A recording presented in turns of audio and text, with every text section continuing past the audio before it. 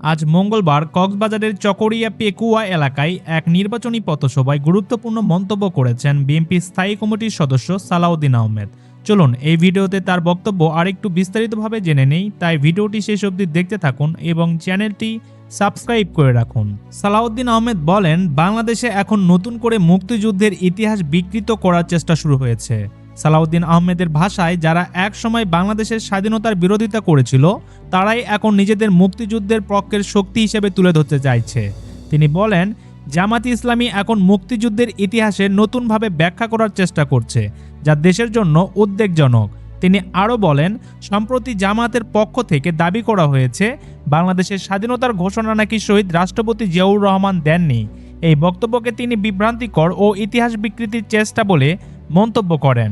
সালাউদ্দিন আহমেদ বলেন, বাংলাদেশের মানুষ সত্য জানে, জনগণ জানে কারা স্বাধীনতার পক্ষে ছিল আর কারা ছিল না।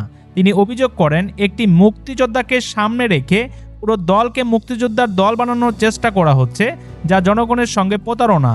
তিনি সতর্ক করে বলেন, এভাবে চলতে থাকলে ভবিষ্যতে হয়তো আমাদের শুনতে হবে জামাতি ইসলামী নাকি স্বাধীনতার পক্ষে যুদ্ধ করেছিল। সবশেষে তিনি বলেন, মুক্তিযোদ্ধারা ও দেশপ্রেমিক জনগণ কখনোই ইতিহাস বিকৃতি মেনে নিবে না। বিএনপি এ ধরনের অপচেষ্টার বিরুদ্ধে শালীন ভাষায় প্রতিবাদ জানাবে এবং সত্য ইতিহাস রক্ষার লড়াই চালিয়ে যাবে। সম্মানিত ভিউয়ার্স, এই ছিল তার বক্তব্য। তার এই বক্তব্য ঘিরে আপনার যদি কোনো মতামত থাকে আপনি ভিডিওর নিচে কমেন্ট করে জানাতে পারেন।